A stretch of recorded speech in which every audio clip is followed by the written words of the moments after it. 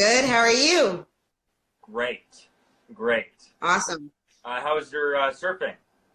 I ended up not going because I didn't want to be late and miss this. So I decided to just wait till after this, and I'm gonna try to make it out after this is over.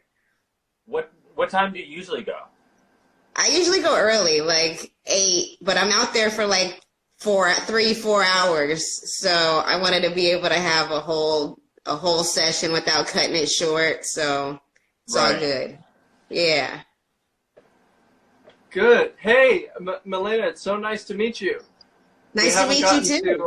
To chat yet. I'm Liam. I know we didn't get to link up, but it's nice to meet you now. Well, I know. Liam was standing on a chair. Yeah, he said you were hanging something up. Yeah, I was hanging something in the other room, so please forgive me. We get to meet now. Yeah. Really quickly, can you?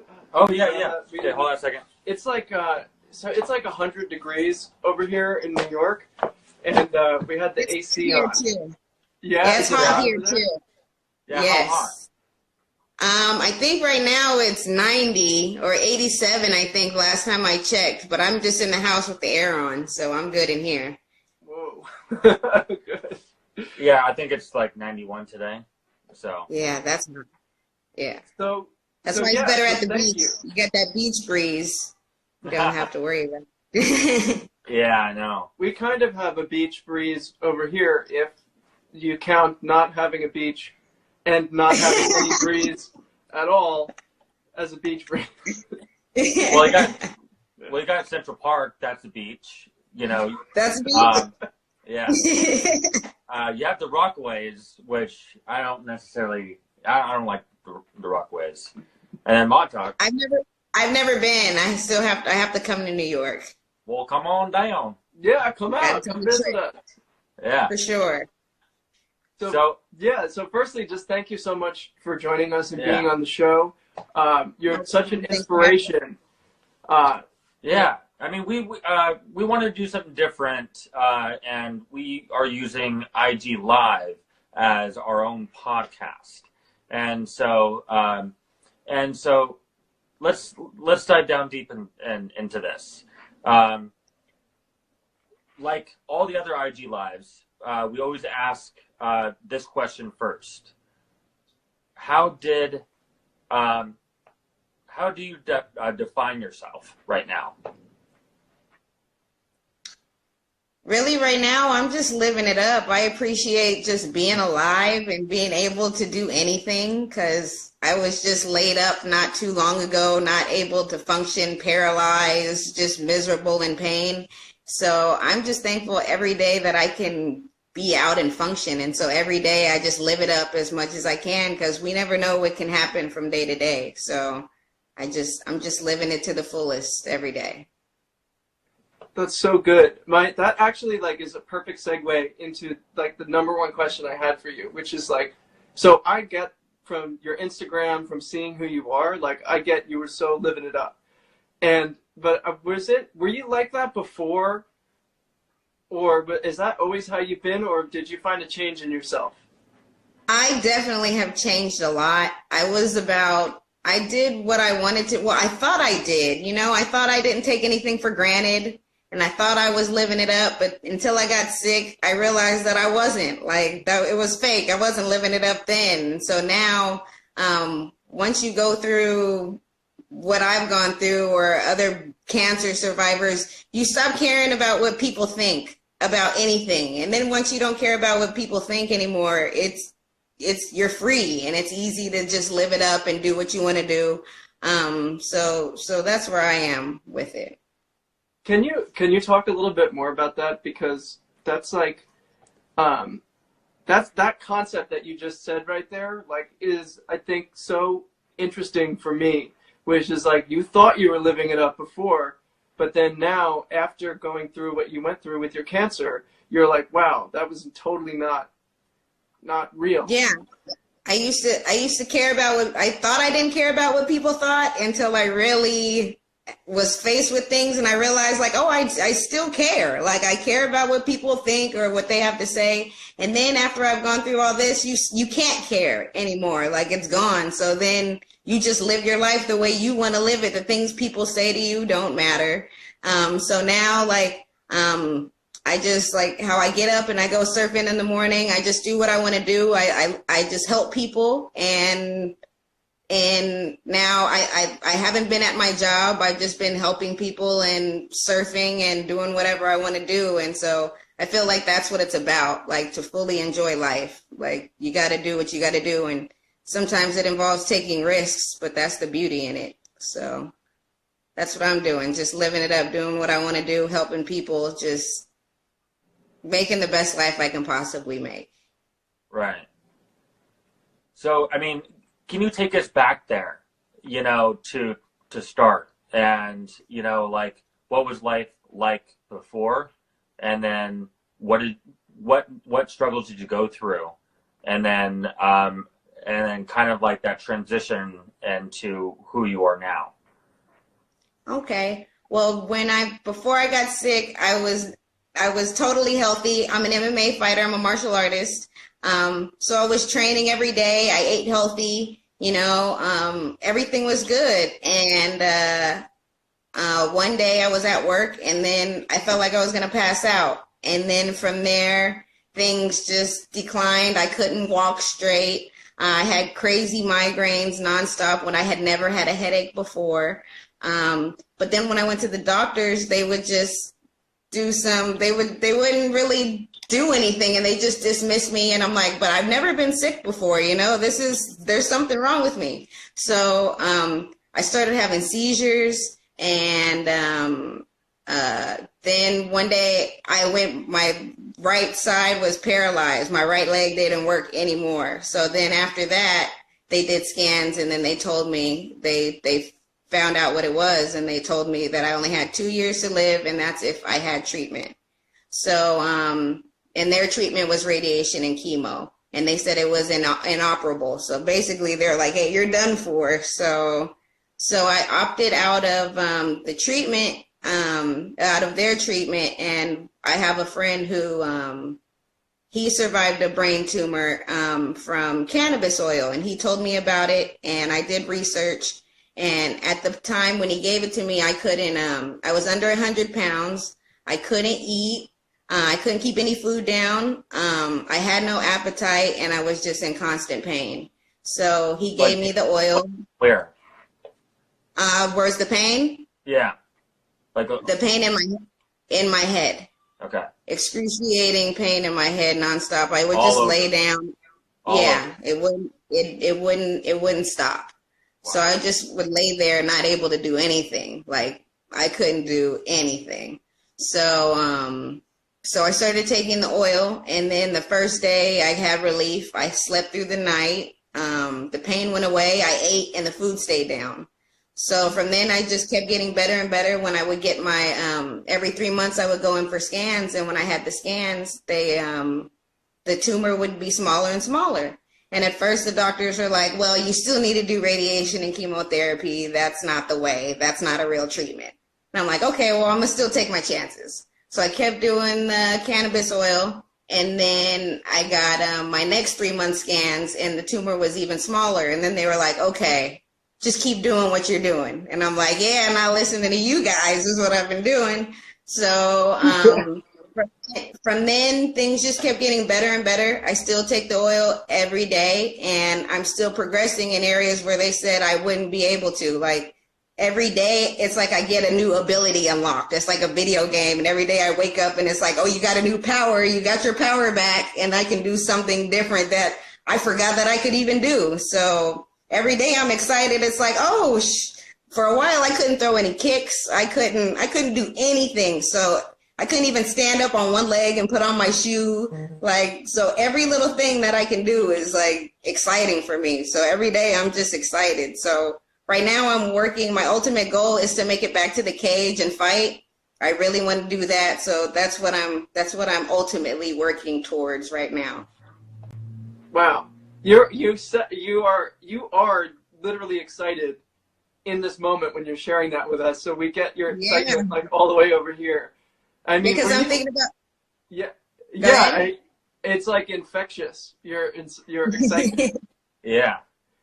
And That's is it awesome. like, were you? You just strike me as like an excited person. Were you always excited, or was there a time you weren't? I've always been an energetic, happy person for the most part. And so that's why it was so hard for my friends when I was sick, because I'm always smiling, I'm always bubbly and energetic. And when I was sick, it was all the way gone. I didn't smile. There was like nothing for me to smile about. It was like I would try to stay optimistic, but it was so hard. Like most days were bad days, and then I forgot what good days were like. So now almost every day is a good day for me. Like I still have challenges or things I have to overcome, but compared to where I came from, it was like, I'm doing awesome. So I'm just happy every day. I'm not in bed in pain. Like I still have headaches. Like the pain that I have, I don't even count it because it's not anything compared to what it used to be. So I'm just happy. Like every day I'm happy that I'm not hurting and in pain and suffering like I was. And so that's why I'm on my mission to help other people so they don't have to suffer like I suffered, when you can get help. So. Can you talk a little bit about that mission? Yeah. So cannabis oil is what saved my life. That's the oil that I took that shrunk the tumor and improved me in several ways. So there's a lot of cancer patients out there who just don't know. They're not educated, or there's a stigma with cannabis. So they don't know, or they were scared to try it. So people come to me, or I find people who I know what they're going through, and like they can't eat and the doctors don't have anything for them. So I come to them and I explain about cannabis oil. I let them do their research. I show them where they can look it up, and then I help them dose it so they can, because a lot of people want the benefits of cannabis, but they don't want to be high. Most people aren't about smoking and that kind of life. It's medicinal. So I show people how to dose it without getting high so they can just get the benefits. So we're helping save people's lives with the oil and getting people's lives back. Like later today, I'm going to meet with, we raised oil for a little boy, Xander. He just had his third birthday, and he's out here in Los Angeles from the Bay Area, and we raised 60 grams of oil for him to finish his treatment, because the oil has helped him tremendously, but his family hasn't had enough money to continue the treatment. So we raised the oil for him, and we're going to meet with him later on today to give it to him and his family. That's amazing. Wow. That's amazing. Wow. That's so great. Yeah. Yeah, and it's fun to do. You know, nothing's better than helping people, you know, like to know that you changed somebody's life, because the oil changed mine. My friend told me about the oil and helped me get it, and if he would have never told me about it, I wouldn't be here today. So I feel like it's my obligation to help other people get help. Yeah. So that's all I do now. Everywhere I go, I'm at the beach. I end up talking to people. They're like, "Oh, I didn't know about this," and they end up getting oils, and they call me back later like, "Oh my God, this has changed my life." And I'm like, "Yeah, I know. I told you." But yeah, it's awesome. It's awesome. Yeah. What do you think changed to have you have this whole new outlook in your new life? I mean, do you consider it even a new life? Yeah. I feel like I got a whole second shot. So it's like disrespectful to live my life like how I used to live it, you know, like going to a job you don't want to go to. I feel like that's disrespectful to my life. And then to all the people out there, like I was sitting in bed suffering and seeing people who weren't living their lives to the fullest. And it's like, I wish I could be like you. I wish I could be healthy enough to do the things I want to do. And then I see people not doing it. I felt like that was a slap in the face. So I want to live my life to the fullest for all the people who are living there, wishing that they could be better and do something like you're able, so do it. So that's what I do for people, like for the people laying there that are sick, to know that there's someone out there living it up for them. Like because that's what I wanted. I wanted to see my people out there thriving and living it up because that's what I wanted to do. So that's what I try to help people do. Wow. What would you this is such an interesting topic, and this is really also like what Talking Genius is all about, and what about the Share Your Stroke of Genius movement is all about. It's all about, we have like an idea, which is that, what you talk about in your life is like what your life is. And when we are able to share stories of triumph with the world, then it actually like gives people access to having a triumphant life. So I want to ask you, like, what do you want to share with people? Because there's so much resignation in the world, especially with people that are never actually, now I'm not someone who ever protests to know about people's lives, right? But, there's so many people in the world, like you said, like that you would look out your window and see people that were like, when you were sick, like that were totally fine and like they weren't living their life. Like, what would you say to those people? How would you get through to those people to let them know, like, so that it doesn't have to take them having brain cancer? That's why I have my page, the Melana Motivates page. I have that to help people, like, to inspire them. Like, I know it's hard through the day. Like, we're all regular people. Like, it's hard I almost died. That's why I am the way I am. So I just try to help people that haven't gone through what I've gone through be inspired without having to almost die, to go through it. So there's just daily things that if you can remind yourself, it'll make you have a better day. Like if you just think about that there are people out there suffering and your life isn't that bad. Like if you're on Instagram already, your life ain't that bad. There's people who don't have anything. So there's people up here complaining and it's like, you don't realize how good you have it. So I like to try to show people like, it's not that bad. A lot of people think their life is worse than what it is. And it's like, your life is good. It's just how you look at it. So I just try to remind people, like, and show people, like, there's people out there with no legs who are lifting their whole bodies up in their wheelchairs. Like, nothing's an excuse. You don't have an excuse just because you don't have a leg or you don't have an arm. There's people out there doing amazing stuff. So if you're healthy and you're good, like, there's no excuse why you can't do the things that you want to do. So I just like to remind people of that and show people like they've seen me when I was bad, they've seen me there, and to see me where I am now. And it's like, I want to show people that there's hope, because especially with brain cancer, there's not a lot of stories out there of survival and goodness. Because when I was sick, that's what I used to look for. Like, where are the good stories? Where are the people who came out of this? This is what I want to see. Everybody knows what happens when you're sick, and what comes with that. So it's like, where's the goodness? So that's what I try to put out there for people. Like, everybody knows what chemo looks like, what it looks like to be bald from your hair falling out or whatever the case. Like, but I want to show people the good stuff and what can happen if you like never give up, because it's hard when you're going through those hard times to just keep pushing, but you can't ever give up. That's Kyle's motto. Yeah. Well, I wasn't the first one to come up with that. So, yes. I mean, like. So I have shirts. I am doing a fundraiser to help raise money for the oil, to get oil to cancer patients, and we have shirts that say F Cancer and Never Give Up. So those are our shirts in the store. So that's what we use to help us raise money. I bought that. I bought one of them. Awesome. Thank you. Yeah, Never Give Up. Thank you. Awesome. Yeah, I used to wear my shirt that said Never Give Up from Christian Audiger. He's the maker of Ed Hardy. He passed away. Okay. Yeah, he passed away a couple years ago, but he gave me a shirt that said Never Give Up. And after he passed, it really inspired me, and I would wear it all the time, and it would help me keep going. So I know what that shirt did for me, so I wanted to put it out there for other people. Wow.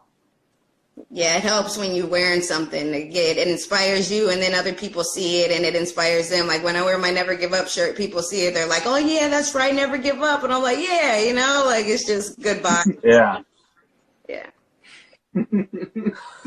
No, it's so true. I mean, it's true. And I like, we have like an onslaught in our daily lives of like the message of like give up, you know? It's like you go outside and like it's like everybody's just like give up, go work at some job you hate, like don't do what you want to do, don't live your life, and then hopefully one day that's programming. Die that's nicely.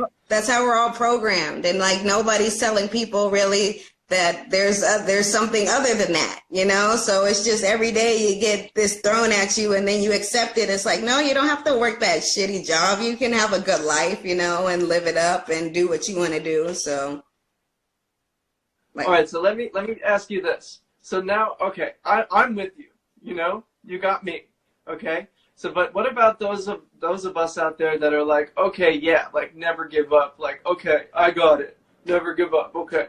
That worked for you. You're an MMA fighter. You're strong. You beat cancer. Well, and she has a great basketball shot. And you got a great basketball shot.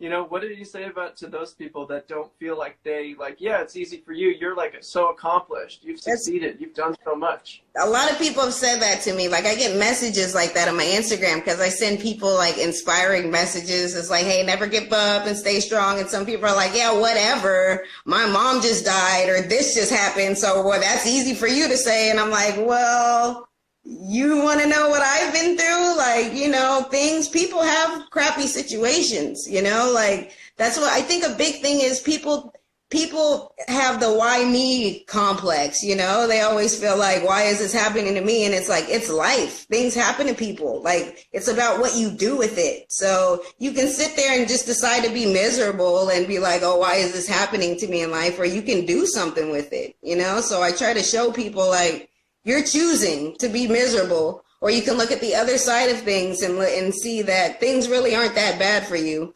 And there is something to live for, you know, there's I try to explain to people like when I see people post on Facebook or Instagram and they post like a little cryptic message, like they may be ending it or whatever, like, oh, goodbye. Like I always say something like those people are reaching out, like never, like you matter. Like people don't know. Nobody reaches out to them and tells them, like some people just want to hear like, hey, somebody cares about you out there, even if it's a stranger, you know, like, so that's what I try to do for people. Like there's no need to give up. Like there's something to live for and like you matter as a person. So that's what I would say. Wow. To people. So the one thing that I heard that really struck a chord that we've had all throughout the Talking Geniuses is new life and why me? And because 21 years ago, I suffered brain aneurysm and it was pretty bad. And so I sat there in the hospital and with the best broken language that I could, I would say, why me? And then cry. And then, so there was a shift, like, you know, and there was that moment that I did not accept why me. So how, you know, what was that moment for you? And why did you, I mean, like, how did you choose that was going to be, you know, the way it was for the rest of your life? I don't think, like for me, it sucked really bad, but I don't think I had the why me. It was just like, okay, this is happening to me, but it's not like why, because I see people like there's little kids that have cancer and it's like, why them?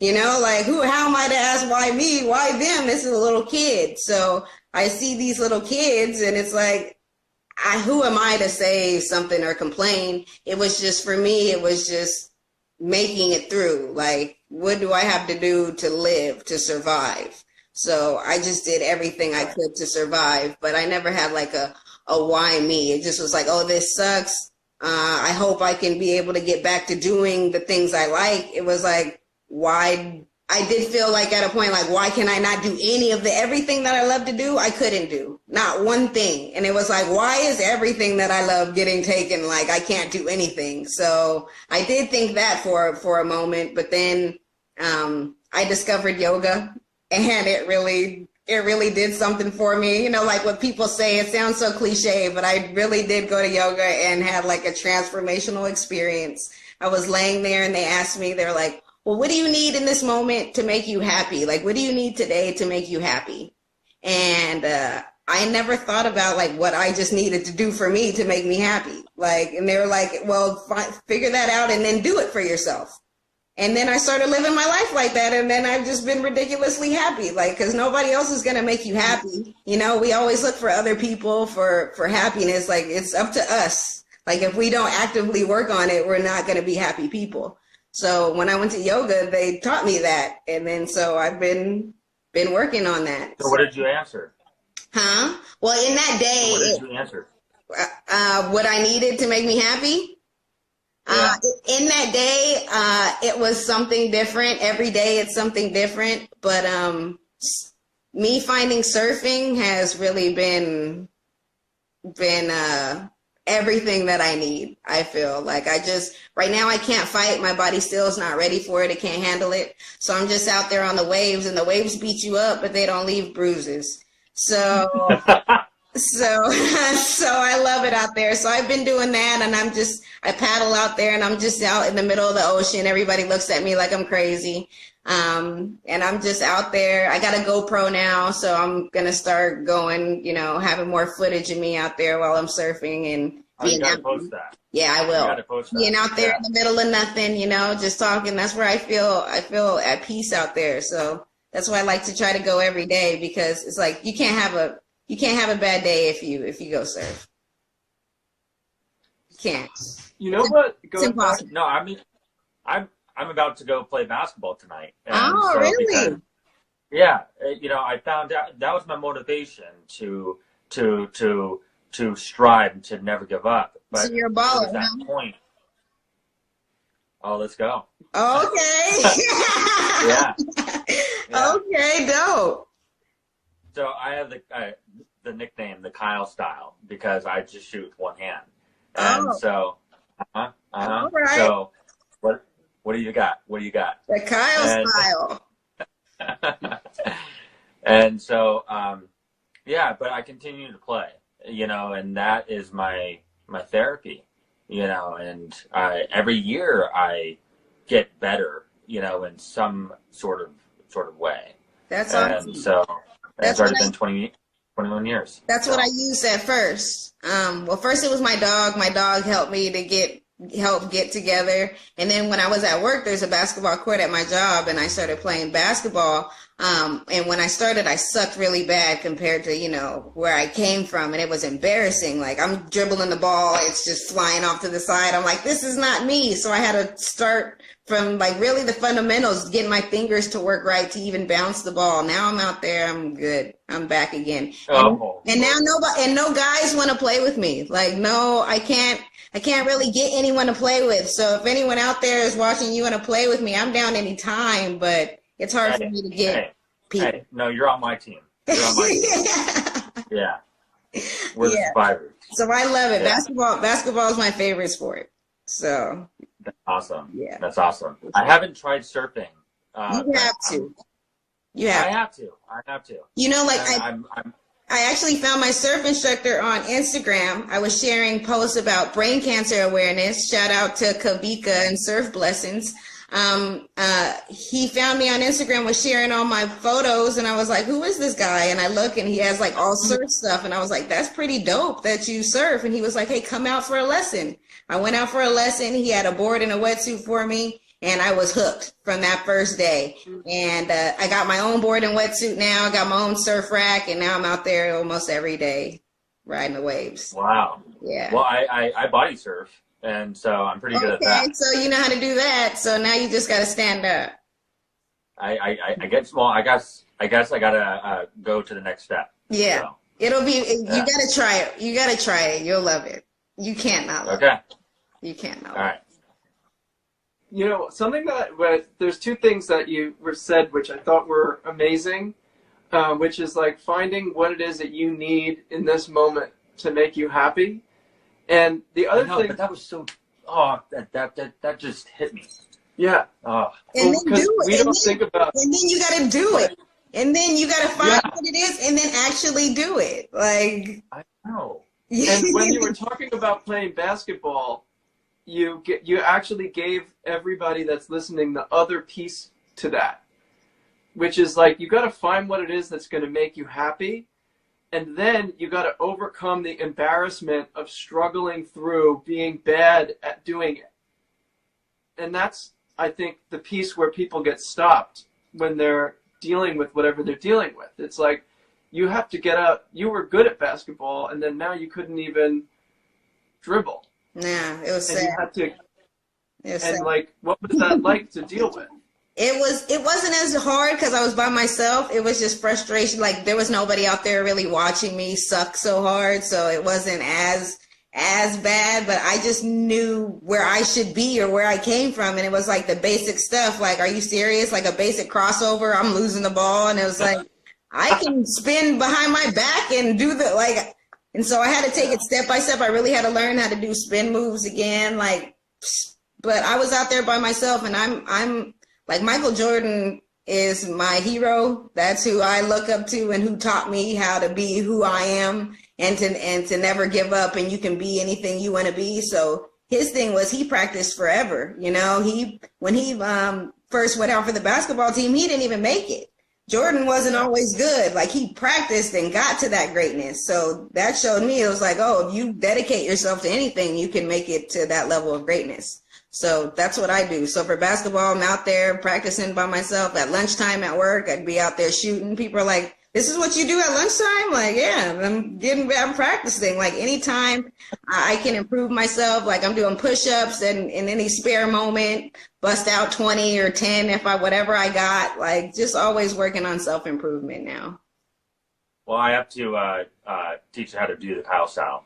Okay, yeah, let me know. You gotta Basketball. That is a term for basketball. you gotta post a video. You gotta show me. I gotta see. Okay. I gotta see. No, it's in the trailer. Yeah, it's in the trailer. It's in the trailer. You Oh, got it. really? Yeah. Nothing Okay. but net. Okay, Yeah. I'll keep it out. I'll keep it out. It's a pretty awesome shot. So, You're welcome. yeah. Well, thank you. Oh, the shot is awesome. I Yeah. thought you meant the shot was. No. Well, it is. It is. I heard it like an awesome shot, like the camera. I was like, oh, I thought it was a pretty good shot myself. Oh my god. Well, coming from no basketball or no history of basketball, I was actually amazed with what type of shot it was to capture it, and I'm like, The filming damn. shot. Yeah, The filming shot. I tell you, I actually, when I was in high school, I had a great deal of experience with basketball. You might remember, what is it? Puts up a brick. What is that game? NBA. NBA Jam. NBA Jam. NBA Jam. Yeah. I used to play NBA Jam in my friend Ken's basement. Like, talk about living it up. My college roommates erased every record on that game that I had ever since I was like 7. I did not talk to them for a week. That was the OG basketball game. Yeah, that was. So, all right. So, as I shift over here, okay, we have a whiteboard. Okay. With all these questions about that we always draw up before, and to about like what we want to know about you and what we want to what we think that the audience. I mean, it's a real sesh or session.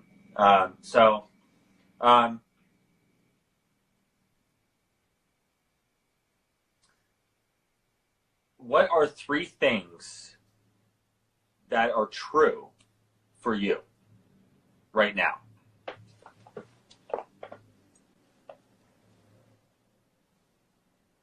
The 3 things that are true for me right now. Like right here, right now, in the present, like what do you feel that 3 things that are true.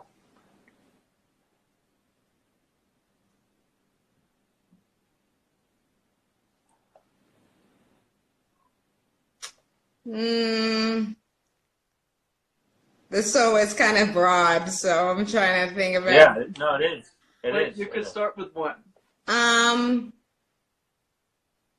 That life's not that bad. Things aren't that bad is something that is true. Like, no matter what you're going through, like, if you're alive, like, more than likely, it's not that bad. We make things worse than what they are. And if you're alive and breathing and able, you're good. So that's what when I feel like things are going bad, I always remind myself, like, things aren't that bad. Sorry, I'm laughing at my husband. He's making your he's commenting and making me laugh. Another thing is gratitude. I know that to be true. Like, everything everything comes down to gratitude and thankfulness. And if you don't have that, then you're never going to get to anywhere. Really, you're just going to be miserable and stuck in the same place for forever. It's like, I'm thankful now for the stuff I've gone through. People may say it's crazy, but it's like, it's gotten me to where I am now. So I'm thankful. I'm grateful for all the stuff that I've been through. And now I can help other people with the stuff that I've been through. Like, I used to think that I cared about people. Like, I've always cared about people, but not until I went through this that I really, really understand what compassion was. Like, I was a person, I would never cry. Like, I didn't believe in that. Like, I'm like, that just makes everything worse if you cry. Now I can't help it. Like, if it's something sad, if you tell me a sad story, I'm gonna cry. I don't want to, but I'm different now. It's changed me. So, but I'm grateful for everything. So I think gratitude is definitely a truth. And another one was true for me is that cannabis saves lives. So, and then that's part of my mission, and that's what I'm doing, is helping people get cannabis to help them, like, whatever ailment, even if you don't have a life-threatening illness or anything, cannabis helps with anxiety, depression, insomnia. And a lot of people don't want to be on, and pain. A lot of people don't want to be on all those pain medicines and all the medications that they're on for their different ailments. So it's a natural way to get healing. So I have one question about that, and then we have a question from the audience that went by there. Mm-hmm. So somebody asked you, did you ever do any chemo? No, I did not. No chemo at all. I thought about it for a second, because they really push it. The doctors were hardcore, and they told me that's what I needed to do. But I didn't do it after I did research and I saw the success rate of chemo. And the success rate of the actual chemo is only like 2 to 4%, which is a fail, right? If you got a 2% on a test, you failed that. So that's not really it didn't really make sense to me. And then when I was considering it, one of the pills that they were telling me that I had an option of taking, they told me that not to come in contact, it shouldn't come in contact with my skin, but I was supposed to ingest it.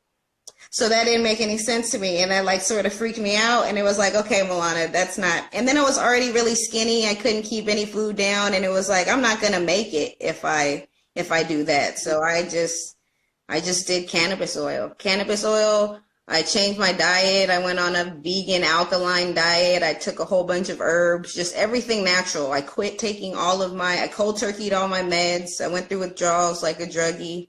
But at the end of the day, I felt better. And because I didn't know what problems like were from the cancer and what problems were from all the side effects from the meds.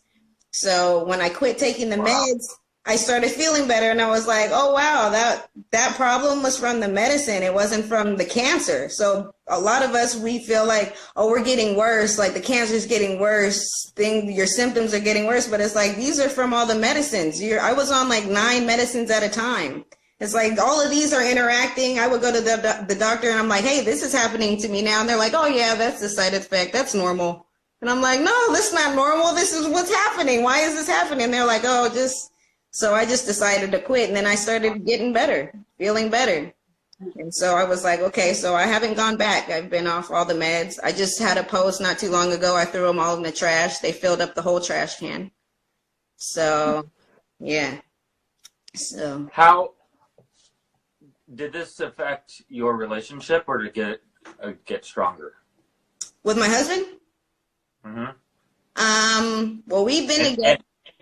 In any way. I would say we've been together for 12, we've been married for 12 years already. Yeah, wow. thank you. Thank you. Yeah, we're young. We got married when we were 19 and 20. So, it definitely, everything makes us stronger, you know? So he was there the whole time. He saw me going through what I had to go through. He had to go to work for us. So, some days he had to leave me at home while I was like, I would just pass out. I would just fall out and be unconscious and have seizures. So he didn't want to leave me by myself, but he had to go to work. So it was really hard for him, you know, so he's happy now that I'm good. Every day is amazing, because there were days where I just laid in the room like I just wasn't me. So we're out of those dark days. So definitely strengthened, and we learned even more about each other than we did before. When you think you can't learn anymore, right? Yeah. Did you think that, would you say that you had a strong community around you supporting you through your process? Well, it's crazy. Like, it's the people you think will be there for you. Well, the people I thought it would be there for me, those were not the people who were there for me. But the people that you don't necessarily think about, those were the people who had my back. And the biggest community that had my back was the MMA community. And they looked out for me. They were there for me for whatever I needed. Since I couldn't fight, they wanted me to still be in the MMA world. So I've been inspecting. I'm an inspector at the fight, so I could still be there with the fighters. So I'm still working the fights. My husband does the media at the different fights.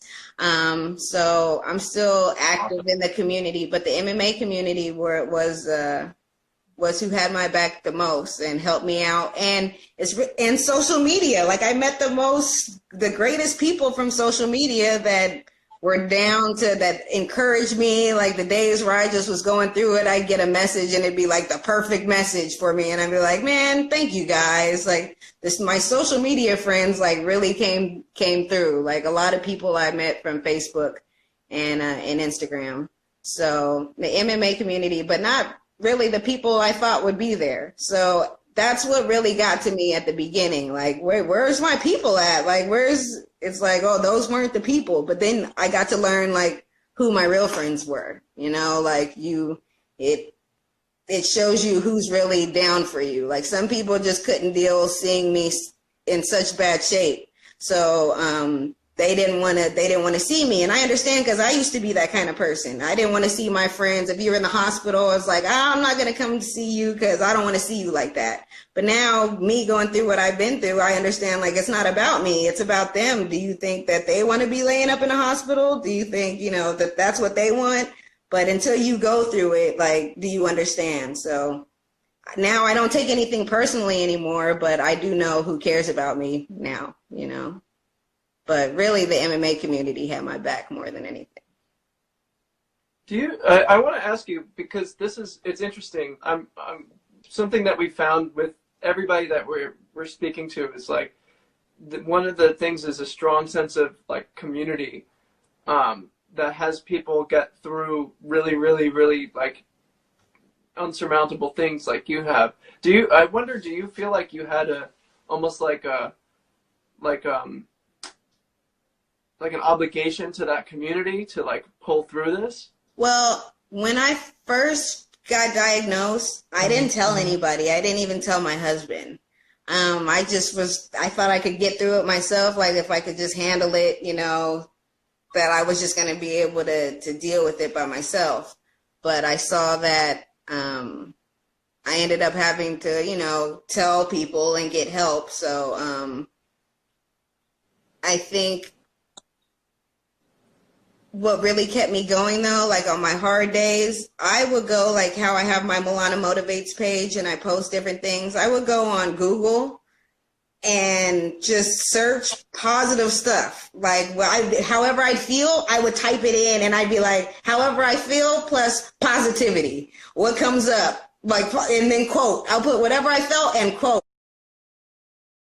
And it'll come up and I'd be like, that makes me feel better. Let me post that for other people. But when I had first found out, I didn't tell anybody. And the guy that had told me about the oil, my friend Brant, he told me it's my job to share my story to help other people. Because there's other people that are going through the same stuff that I'm going through, and they don't have anybody to look to. So he said, I need to share. Because I went black off social media, was gone for some months. I was like, I don't need to do this. Like I was going to a dark place. But after I talked to him and he told me, like, it's your job to help people. So then I did feel obligated to post, and because then when I didn't post, people would get nervous, like, uh-oh, she hasn't posted in a couple of days. Is she okay? So I just make sure I keep posting. So then it did become an obligation, but it was good for me because it kept me going.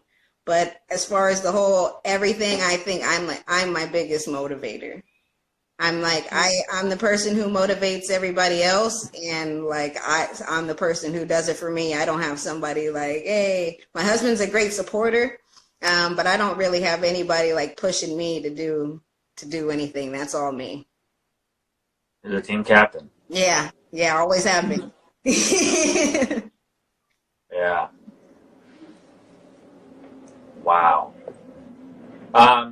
You mentioned healthy diet. Like, you know, you changed dramatically your healthy diet. Can you take us through your? I already ate healthy. I was a fighter, so you know you have to cut weight, and so I just wanted to maintain. I used to be overweight, so I changed my diet, started eating clean. But when I got sick, I was like, well, I guess it wasn't clean enough, you know, like, so then I went on this vegan alkaline diet that they said, you know, no cancer can live in a alkaline body. So I'm like, okay, let's go for it. So I did the vegan alkaline diet, but it's hard to keep that up already when you're super skinny. So I was losing too much weight. So then I had to end up going back to, you know, I couldn't be so restrictive. But I ended up, doing the whole vegan thing, and then I went back to just eating regular foods as I could. But my head hurt every time I ate things that weren't good for me. Like if it had sugar or something in it, my head would hurt tremendously. So it would be like, my body would be like, no, don't eat this. So I am now going to stop eating ice cream and cookies. Really? Why? Yeah. Because that's the one thing that I'm addicted to. Really? I'm not addicted to anything else, you know, and I find myself late at night walking home and I can say, oh my God, that ice cream sounds so good right now. And then I ended up going to a bodega. Yeah. See, my thing is sweets. I like cookies. I like cupcakes. Mm-hmm. Yeah, mm-hmm. So. Chocolate. Sweet. And like, I so rarely eat like sugar and sweets that if you put something in front of me, like it's gone. I'll eat an entire cake. Really? Because like, I understand. Well, I have like, I've restricted my diet so much. I've cut out all of that processed sugar. So if I get it in front of me, I'm just like this. I eat the whole I eat the whole container of ice cream. Yeah. I mean, like... It's because you're not used to eating that gross stuff. I got this flan. This guy was selling a flan to raise money for something, and we got it, and I had 2 pieces. Just before. Just before this broadcast. I haven't eaten yet. I'm gonna go eat as soon as we're done with this. But my addiction is. I haven't eaten either, and you know I gotta get something to eat too. My addiction has been cookies, but I've been hooked on, well, I was hooked on these cupcakes from Georgetown because they're called Georgetown cupcakes. It was like right down the street from my job. So I was going like every day. It was like a serious problem. So I cut that out because I was like, this is no good. I can't keep eating all this sugar. And then there's this like health food store called Erewhon that I go to, and they have these all vegan oatmeal raisin cookies. So now I go and I binge on those. Like I have to have something. Like I need some sweets, especially after I was so restrictive. Now it's like I should be able to eat what I want to eat now. You know, I still moderation, but I eat what I want now. I feel like I deserve that. But I'm in the gym though, so you know I work it off. Great. So yeah, we just have a couple final questions, and I want to really like, I'd love to hear about like what you want to say to folks that might be going through the same thing as you right now. You know, I'm thinking about, actually, I actually have a dear friend who's dealing with cancer right now. She's struggling with that, and she has a very, very serious type of cancer. And so I think about, like, for me, I actually have a very selfish interest in finding out what you would say to somebody that's going through that right now, someone who's pulled through it. That's like what my page is about now. Like it's all cancer survivors, people, cancer fighters, because I feel like it's important for us to inspire each other and for like me as a survivor to show people like, look where I am now. So, and where I've come from. So there is hope. But a big thing is, like we said before, like you can't give up. It's going to be hard and it's going to suck, especially if you're doing chemo or radiation, you know. But you got to stay strong and keep pushing. My big thing is cannabis oil as a supplement to help people deal with the effects of the treatment and the pain, but it isn't legal everywhere, you know. That's a big thing. So a lot of people, a lot of places can't even get it. So, but a big thing is just being strong. It's mental. It's more mental than physical, but the physical is so painful at times that it's hard. Like if it's something you have to deal with on a constant basis, you want to quit. So if you don't have something to hold on to, like that you care about, some kids that you want to live for, something that the rest of your life to look forward to, then you have to have something to hold on to get you through. Because if you don't have anything to look forward to, you'll quit, you know? So as long as you have something like, think about it every day. For me, it was fighting. I just wanted to fight. Like, I just want to fight again, get in the cage. So every day, even when I was laying there, my leg didn't work. I was like, I swear I'm going to beat someone up again. I'm going to get in there. I'm going to fight. I'm going to do it. And so then I'd be talking to my MMA community and they'd be supporting me. And it's like, I'm going to get in there. I'm going to do it. I'm going to fight. I'm going to do it again. So I had to keep telling myself something to keep me going, or it would just be like, this is a fail. I'm not doing good. I'm getting worse every day. Oh, because that's what it was looking like to me, you know. Oh, like that's why I always remind people, like, it's not what it seems. Like, don't take it for what it feels like, because there's hope. You can get better. Things can improve in a day, just like how things went bad in a day. You know, like for me, I was fine one day and then terrible the next. So I kept having the hope, like just like that happened, it can switch and go the other way around. And that's what's happened for me. So what you believe happens. So, but you really have to believe it. So you have to believe in yourself. How do you get yourself to believe it if you don't believe it? That's the thing. You have to believe. You have to make yourself believe it. You have to believe in yourself more than anything. You have to believe in yourself to make it through. Because that's what I see, like the common denominator with all the survivors, like they believed in themselves. It wasn't people are like, hey, I don't know how I made it. It just like, no, they were strong. They kept pushing. They believed that they would overcome and try to stay as positive as they could through that's a big thing too, staying positive, because it's hard. Some days I'm like, how am I supposed to be positive? Like, this is terrible, but it's like, at least don't be negative, you know, like try to stay as positive as possible. Don't be negative. That just makes everything worse. So stay positive and believe. I got 19 years on you, and you know, it just like it's a struggle sometimes, but I mean, you have to remain positive, and you have to, you know, believe in yourself. Like you said, I think that also hit a soft spot, and that's, you gotta believe in yourself. Like for me, I had to relearn how to do math again. I had to relearn how to do all kind of stuff all over again. But it's like, I was like, okay, that's something, I'll get through it. When the doctors would tell me I wouldn't be able to do something again, I'd be like, okay, that's all right. You don't have to believe in me. I believe in myself. You don't know me. So you have to believe in yourself to make it.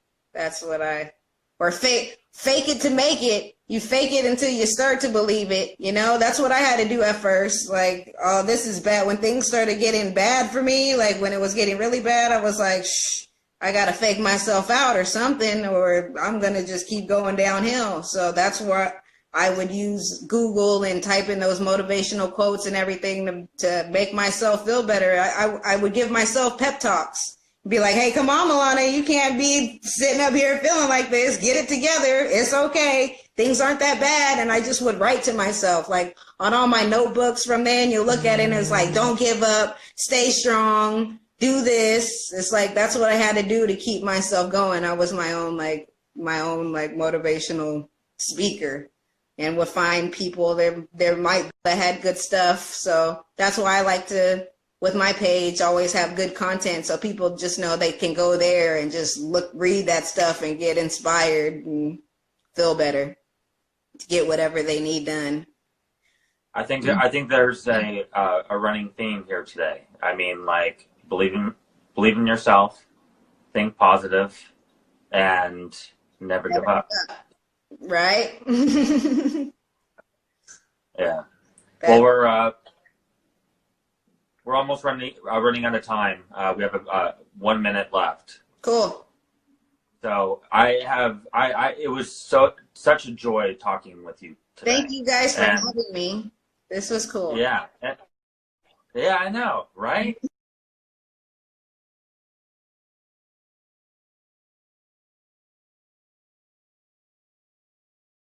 And so the next time I'm in LA, which it's often. Oh, well, you gotta hit me up. I will hit you up, and we're going surfing. Okay. I don't know if you're gonna. I'm always down to beat you on the court. I will do it. Okay. And I'm always down to whoop you on the court. Honor. Okay. All right. But you're on my team. Oh, okay. Joe. So I guess you're going to play against me, and you guys are definitely. We still got to find two other people. No, we're going to play against Joe. Joe, with the podcast Neuro Nerds, we have about 15 seconds. Okay. But he's invited me to come out and play with him in LA. So, okay. All right. Cool. All right. Well, I just want to take this last 10 seconds to just say thank you.